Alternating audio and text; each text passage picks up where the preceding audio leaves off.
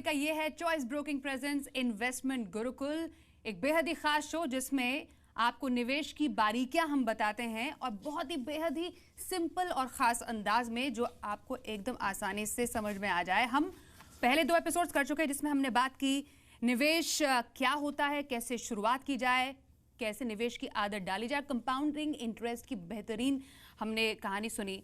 किससे? अनिल जी से।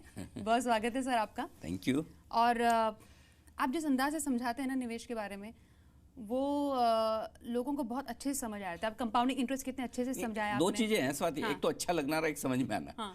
दोनों में फर्क है। ये मैं पक्के तौर पे कह सकती हूँ, ये दोनों ही आपके जो तमाम व्यूअर्स हैं वो समझते हैं। तो कोशिश हमारी ये कि अच्छा भी लगे, समझ में भी आया, नहीं कि अच्छे से समझ में आ जाए। बिल्कुल। और जितने रिस्पॉन्स हमें आए इनफैक्ट पहले 2 एपिसोड के बाद लोग कह रहे हैं कि बेहतरीन आपने शो शुरू किया इन्वेस्टमेंट गुरुकुल का।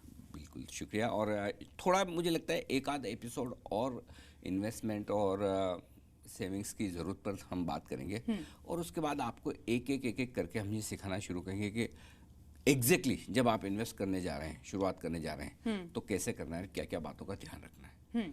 अब निवेश की जब बात हो रही है, कई लोग ये कहते हैं अनिल जी, क्या करे क्या ना करे, कैसी मुश्किल है। तो निवेश का ये फंडा क्या है? नहीं करेंगे तो सिर्फ जब तक गाते रहेंगे कि कैसी मुश्किल हाय, वो ठीक है। नहीं करेंगे तो फिर हाय हाय होगा। तो इसलिए हाय तक ठीक है। बेसिकली सिंपल है स्वाति, उसमें कोई बहुत बड़ी बात नहीं है। सबसे पहले तो आपको क्या सीखना है इन्वेस्टमेंट करने में, कि आपको इन्वेस्टमेंट कहाँ कहाँ नहीं करना है। कहाँ करना है वो नहीं, कहाँ कहाँ नहीं करना है। यही तो परेशानी है, कहाँ नहीं करना है। हाँ, जब तो कुछ आता ही नहीं है तो कैसे पता चले। एग्जैक्टली आपने जवाब दे दिया आपके सवाल का। मालूम है क्या, इन्वेस्टमेंट की सबसे पहली रिक्वायरमेंट ये है, सबसे पहली बात जो आपको सीखनी है, और वो ये है कि जो मुझे नहीं आता उसमें निवेश नहीं करूंगा। अच्छा। हाँ। हिंदुस्तान में लोग क्यों पैसा लगाते हैं सोने में, क्यों लगाते हैं प्रॉपर्टी में? क्योंकि उन्हें लगता है हमें आता है। हाँ। ठीक है। एफडी में क्यों पैसा लगाते हैं?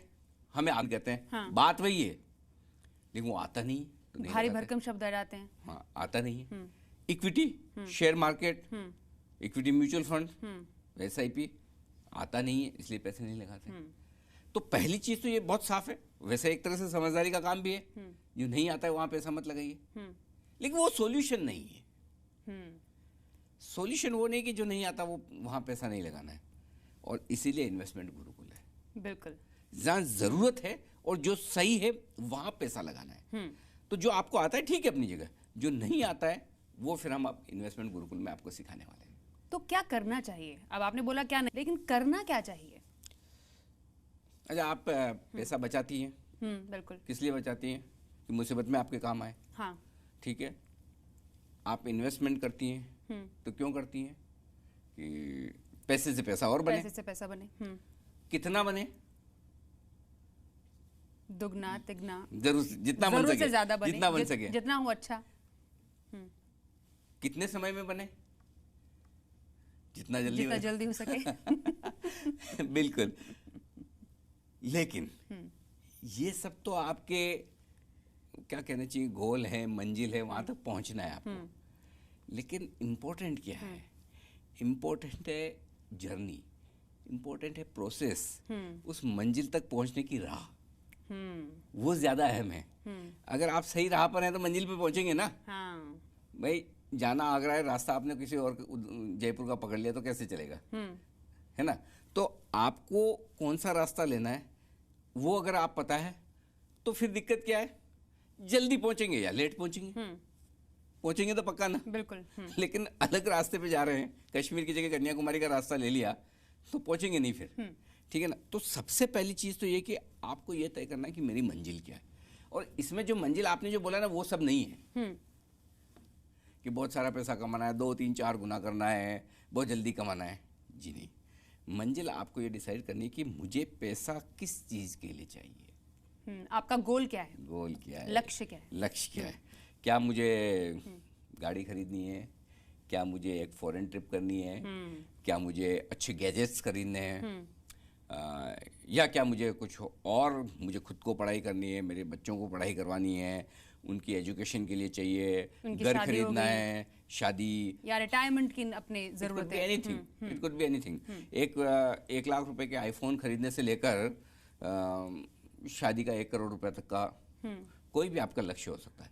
तो सबसे पहले तो आपको ये समझना है कि आज जो ये पैसे मैं बचा रहा हूँ ये किस काम के लिए बचा रहा हूँ। अब आमतौर पर लोग गलती करते हैं, बचाते तो हैं, पता है पैसा बचाना फ्यूचर में काम आएगा, लेकिन जब पैसा निवेश कर रहे हैं ना, तब ये नहीं सोचते कि इस पैसे को जो निवेश कर रहा हूँ ये मेरे कब काम आएगा, ये पैसा जो निवेश कर रहा हूँ ये कब काम आएगा। ये पैसा 5-5 हज़ार रुपये में बचा के एक आईफोन खरीदूंगा, या 10-10 हज़ार रुपये कई सालों तक बचा कर मैं एक घर खरीदूंगा। दोनों में फर्क है। और क्यों है वो? इसलिए इस बात है कि जब तक आप ये फर्क नहीं करेंगी ना, तब तक आप सही जगह निवेश नहीं कर पाएंगे। क्योंकि आप देखिए, अगर मैं पैसा बचाऊं और मेरे जरूरत के वक्त काम ना आए तो ऐसी बचत क्या काम की, ऐसा इन्वेस्टमेंट क्या काम का। बिल्कुल।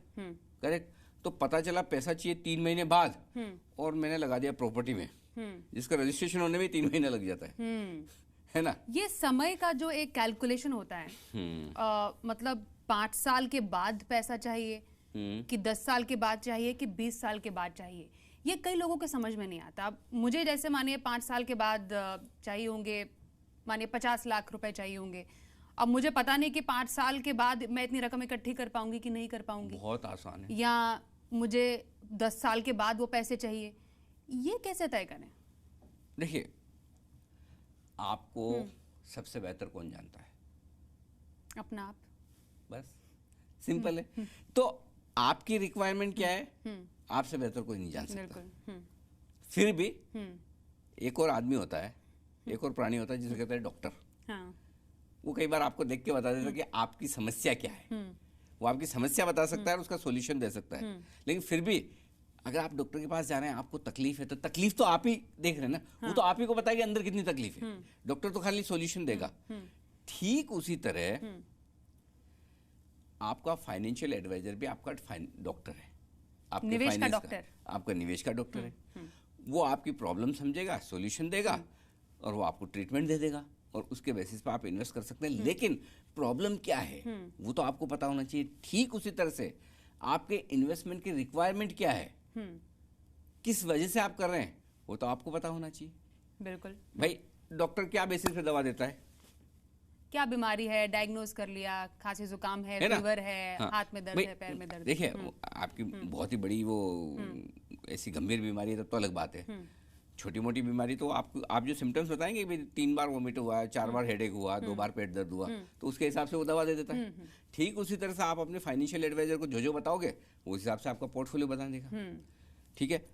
यहाँ पे थोड़ा सा फर्क इतना है कि अगर आपको ये पता है कि मैं इस काम के लिए पैसा बचाना चाहता हूँ कि 5 साल बाद मुझे पढ़ाई के लिए इतने पैसे की ज़रूरत पड़ेगी, 3 साल बाद मुझे गाड़ी खरीदनी, उसके लिए इतने पैसे की ज़रूरत पड़ेगी, तो उस हिसाब से कहाँ कितना इन्वेस्टमेंट होना चाहिए वो आपका फाइनेंशियल एडवाइजर बता देगा। या अगर आप थोड़ी मेहनत करेंगे तो आपको खुद को भी पता चलेगा। आजकल कैलकुलेशन करने के तो 50 तरीके हैं। इंटरनेट पे जाइए, तुरंत आपको पता चल जाएगा। धड़ाधड़ एकदम आपका कि कितना कितना। एक अनु जी, ये एक है गोल बेस्ड इन्वेस्टमेंट, एक हो गई नीड बेस्ड इन्वेस्टमेंट, और एक है आप कितना जल्दी और समय के साथ इन्वेस्टमेंट की शुरुआत करते हैं। अब ऐसे भी कई निवेशक होंगे जो कि सोचते हैं कि पहली सैलरी आ गई या 18 की उम्र हो गई जब आपके वोटिंग राइट शुरू होते हैं, चलिए अब निवेश का श्री गणेश भी कर देते हैं। करेक्ट। कुछ ऐसे होंगे जो कि अब 30s में निवेश करते हैं। तो जितना जल्दी निवेश शुरू किया जाए वो बेहतर, कि समय आने पर नीड बेस्ड इन्वेस्टमेंट सही होता है या गोल बेस्ड इन्वेस्टमेंट सही? नहीं, सबसे ज़्यादा छाते तो बारिश के वक्त ही बिकते हैं। गर्मी में कौन खरीदता है? लेकिन ये सबको पता है कि जो छाता गर्मी में खरीदा जाए वो सस्ता होता है। हाँ। बारिश के वक्त प्रीमियम देनी पड़ती है, भाव बढ़ जाते हैं जी। करेक्ट। तो बस आपको पता करना है कि आपको अपना छाता कब खरीदना है। जब जरूरत पड़े उस वक्त जाके खरीदें या पहले से रख लें कि बारिश तो आनी, सबको पता है बारिश आनी कम आएगी या ज्यादा आएगी, बात तो उतनी है। सबको पता है फ्यूचर में पैसे लगेंगे, कम लगेंगे या ज्यादा लगेंगे, बात तो उतनी है। तो फिर ले लो ना भाई, छाता खरीद लो आज ही, इंतजार किस बात का है। लेकिन एक गलत फहमी जो हिंदुस्तान में कई लोगों को है, वो यहाँ दूर करना जरूरी है। वो क्या? पहली बात कि अभी तो मेरी उम्र 10, 12, 15 साल, 20 साल ही हुई है और अभी तो मैंने पहली कमाई की है, अभी से क्या पैसा लगाना, अभी तो मेरे खाने खेलने के दिन है, ऐश करने के दिन है, पार्टी करने के दिन है, शौक पूरे करने, शौक पूरे करने के दिन है। तो ऐसा जो लोग सोचते हैं वो गलत है। और दूसरी एक और एक्सट्रीम केस भी है, ऐसा नहीं 15-20 साल वाले लोग ही गलत सोचते हैं, कुछ लोग ऐसे भी जो 65-70 वाले हैं, वो सोचा अब हमारी तो उम्र निकल गई, कब्र में पैर लटके हैं, कभी भी निकल जाएंगे, अब क्या जरूरत, अब क्या पैसा बचाना और अब क्या इन्वेस्ट करना। वो भी गलत है, गलत दोनों ही है। 15 साल वाला भी गलत है, 75 वाला भी गलत है। इन्वेस्टमेंट के लिए कभी भी देर नहीं हुई है। जो मैंने पहले भी कहा था कि इन्वेस्टमेंट की शुरुआत कब से होनी चाहिए? कल से। जो जा चुका है वो वाला कल, नहीं कि आने वाला कल। कल नहीं की तो आज करिए, क्योंकि आप ऑलरेडी लेट हैं। ठीक उसी तरह से अगर आप 70 के भी हैं तब भी आपको इन्वेस्टमेंट करना चाहिए। फ़र्क क्या है? फ़र्क सिर्फ इतना है कि 15-20 साल की उम्र में अलग तरह से इन्वेस्टमेंट होगा, 60-70 साल की उम्र में अलग तरह से इन्वेस्टमेंट होगा, 40-45-50 में अलग तरह से होगा। आपकी उम्र के हिसाब से, आपकी कमाई के हिसाब से, आपके रिस्क लेने की कैपेसिटी के हिसाब से इन्वेस्टमेंट के तरीके बदलेंगे। कहाँ आप निवेश करेंगे वो तरीके बदलेंगे। लेकिन ऐसा नहीं कि इन्वेस्टमेंट नहीं होगा, होगा, 100% होगा। तो निवेश से जुड़ी ढेरों बातें करनी है। एक छोटे से ब्रेक के लिए यहाँ पर रुकेंगे। ब्रेक के बाद हम आपको बताएंगे निवेश के और तरीके, किन किन बारीकियों का ध्यान रखने की आपको जरूरत है। इसलिए आप बने रहिए हमारे साथ, देखते रहिए choice broking presents investment Gurukul.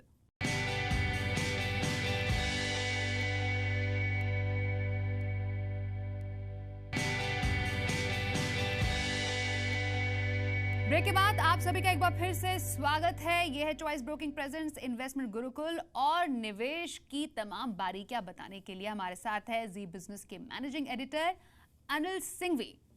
मेरे एक रिलेटिव हैं, उनके बेटे अभी 18-19 साल के हैं। वो इन्वेस्टमेंट की शुरुआत करना चाहते हैं। अब वो अब पूछ रहे थे कि मैं क्या अभी से रिटायरमेंट की प्लानिंग कर सकता हूँ?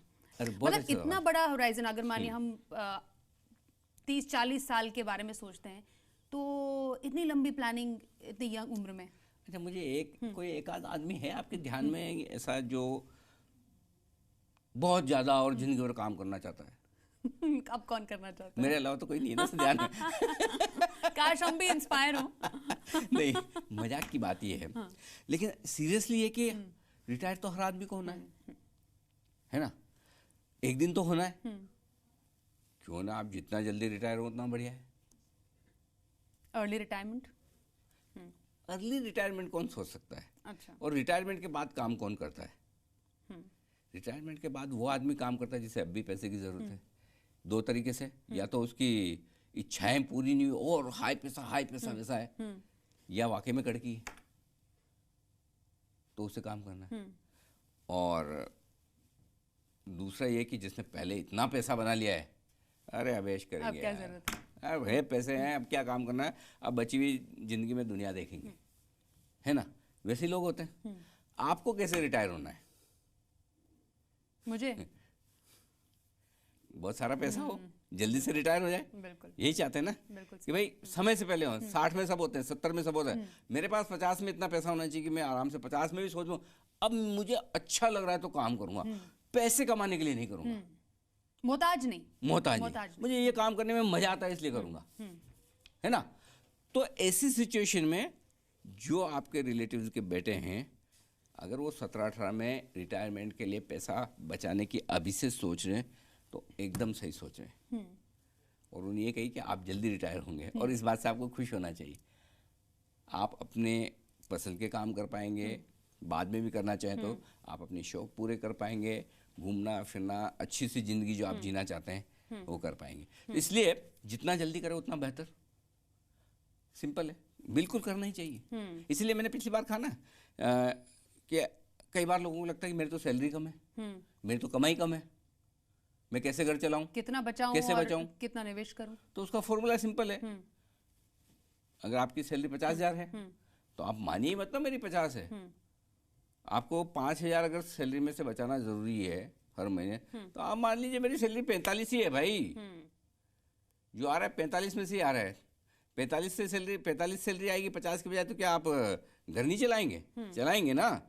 तो वो 5,000 10% 15% आपको जो बचाना है, आप ये मान के चले कि मेरी सैलरी इतनी है ही नहीं, कम है, और उसको आप बचाना शुरू कर दीजिए। ओके। सिंपल है। तो आपके अपने आप शुरुआत से बचत की आदत पड़ जाएगी। देखिए, ये स्वाति, ये सब हैबिट वाला मामला है। डिसिप्लिन और हैबिट बना दो बस।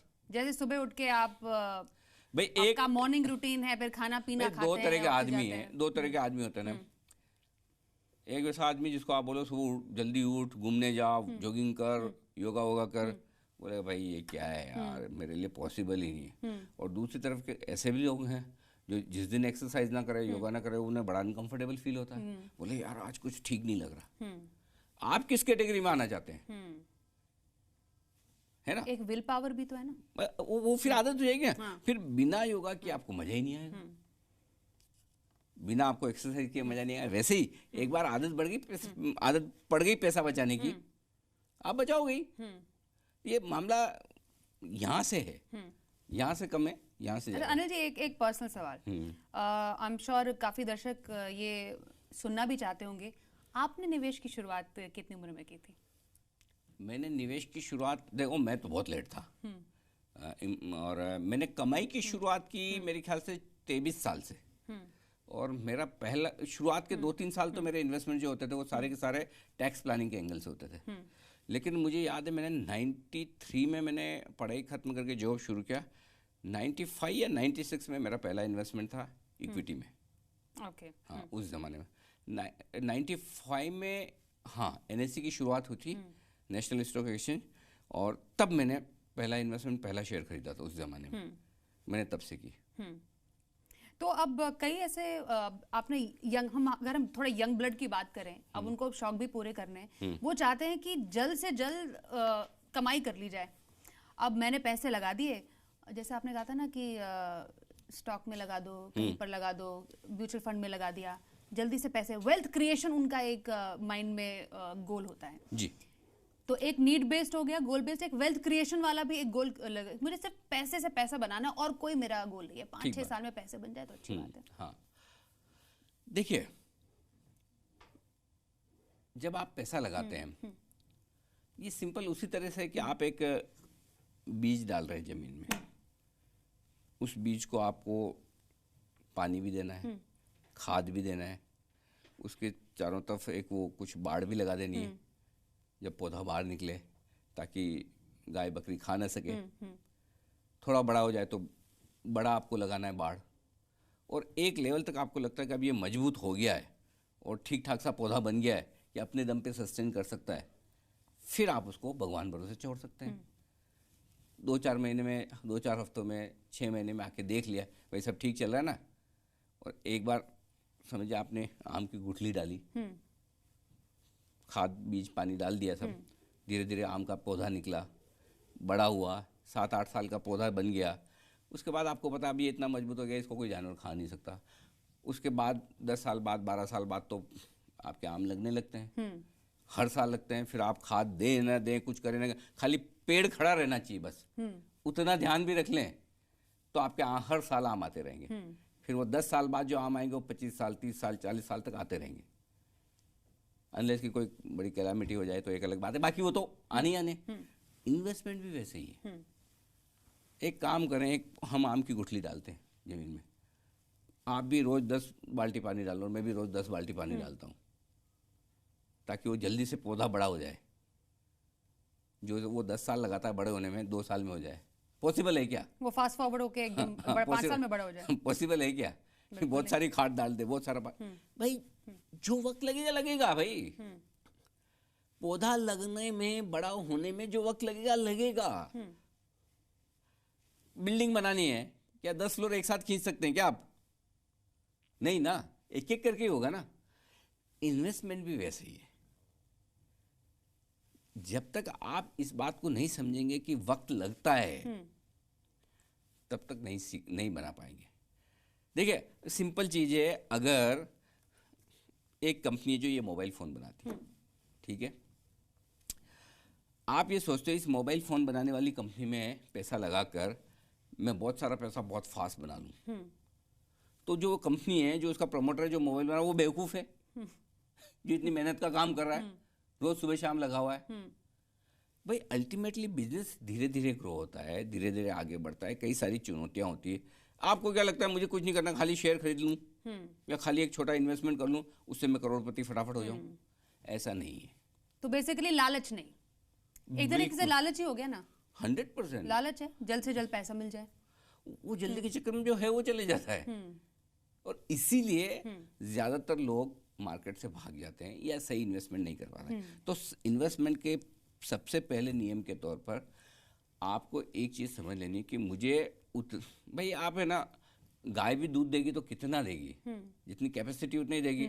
आप ऐसा तो नहीं कि साल भर का दूध एक साथ निकाल लें, है ना। ठीक इन्वेस्टमेंट में भी ऐसा ही है। हो सकता है कभी आपकी लॉटरी लग जाए, कोई शेयर लेते ही भाग जाए, बड़ा पैसा बन जाए, एक वो अलग चीज़ है, वो नसीब है, वो दिमाग से नहीं है ना। तो आपको एक ही चीज़ ध्यान रखनी है कि अपनी रिस्क ध्यान में रखें, कितने समय के लिए पैसा लगाना है, किस पर्पज से पैसा लगाना है, और उस हिसाब से फिर उसको टाइम देना है। टाइमिंग करने के बजाय कि आज डालूं, कल डालूं, परसों डालूं, वो सोचने के बजाय आज डालूंगा और कई सालों तक रहूंगा, जितना लंबा रहूंगा उतना फायदा होने के चांस ज़्यादा। ये थ्योरी रखेंगे ना तो पैसा बनेगा। कई लोग ये भी समझते हैं चलिए मैंने तो पैसे डाल दिए, चलिए अब अपना काम खुद ही हो जाएगा, अब मेरी हर समस्या का हल निकल आया, मैंने तो इन्वेस्टमेंट कर लिया, अब पेड़ का बीज तो बो दिया, ठीक है एक आध बार पानी डाल दिया, बढ़ जाएगा खुद। देखिए मैं ये तो नहीं कहता कि आपका इन्वेस्टमेंट और पैसा बचाना हर समस्या का हल है, लेकिन जो समस्याएं पैसे से हल हो सकती है उसका हल तो इन्वेस्टमेंट में है।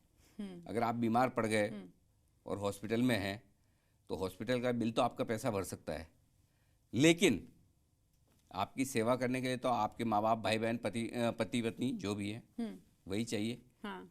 तो फैमिली फर्स्ट, उसकी तो जो इम्पोर्टेंस है जो है ही, उसको तो कोई रिप्लेस नहीं कर सकता। बिल्कुल। लेकिन जो समस्याएं पैसे से हल हो सकती है वो जरूर इन्वेस्टमेंट हल कर सकता है। तो ये चीज़ ध्यान में रखनी चाहिए। रिश्तों को अहमियत दें, पैसा भी जरूरी है लेकिन रिश्तों से ज्यादा नहीं। बेहतरीन। तो ये बात तो Please subscribe and don't forget to press the bell icon to get notified whenever we upload a new video.